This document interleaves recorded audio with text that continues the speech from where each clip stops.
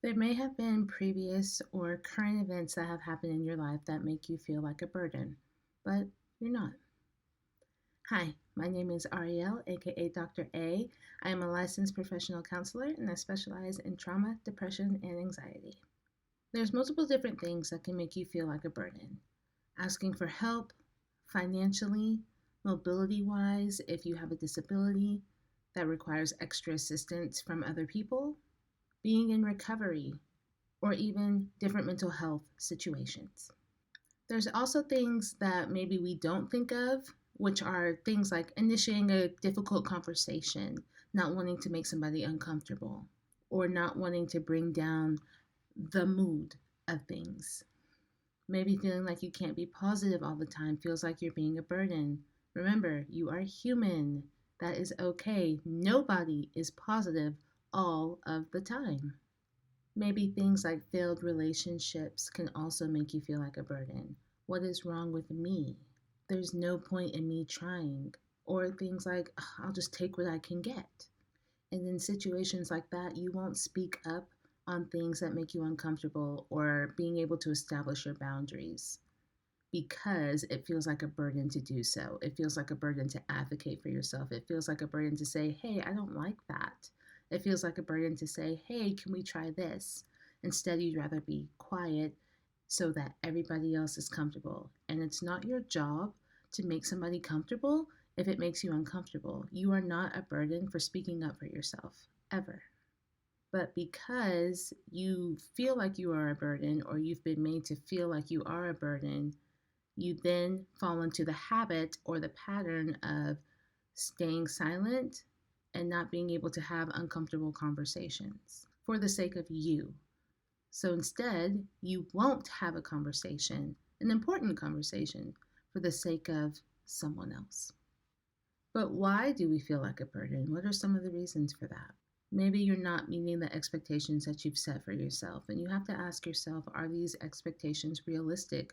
Are they something that you can reach? And not just something that you can reach sporadically, rarely, a little bit, sometimes. That's not a good expectation to have for yourself. If it's something that you can work towards reaching and then be reaching that frequently, more so than not, that's a good expectation to have. And then you can increase it as you keep going more and more and more. Another reason you may feel like a burden is because you feel like you're not meeting the expectations that somebody else has of you, whether it be at work, whether it be a friendship, a partnership, parents. I'm not meeting that expectation that they have of me, so I must be getting on their nerves. They must be tired of me by now. Try to lose that thought process because people who truly love you, genuinely love you, do not just hold your accomplishments as now you're in the clear. You may also feel like a burden because of the responses you either have received or not received from other people. And sometimes not doing something, not receiving something is just as influential as receiving the words or receiving a behavior. For example, say that you do something out of the kindness of your heart and you get flack for it.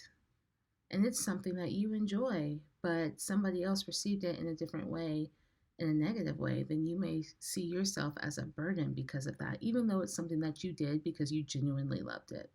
Other reasons why you may feel like a burden are because of dynamics between relationships, toxic relationships. Maybe they've made you feel insecure, or maybe they've made you feel like you were an inconvenience to deal with.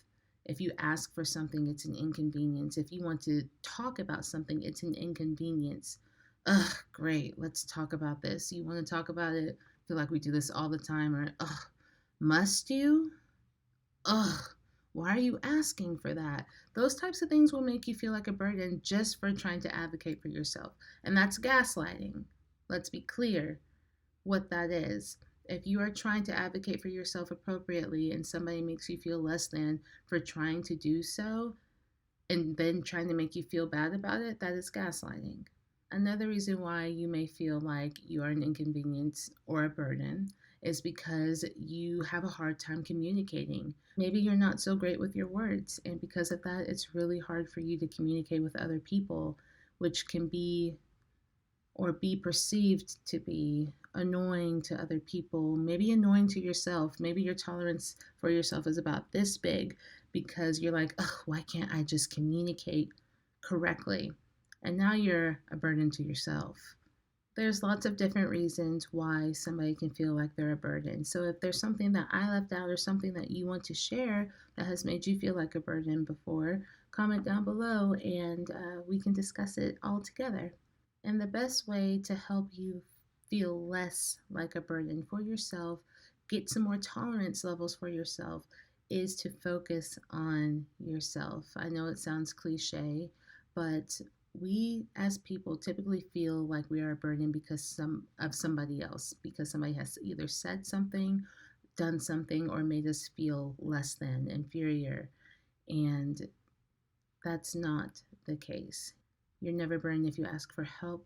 You're never a burden when you're working on yourself.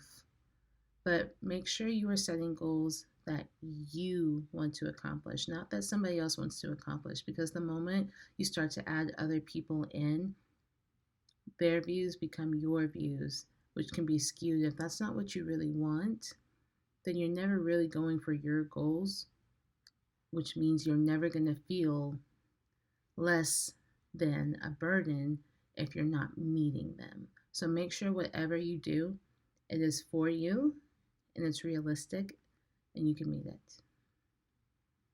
I hope that this helps somebody. Thank you so much for having these therapy conversations with me, and I will see you on the next one. Bye.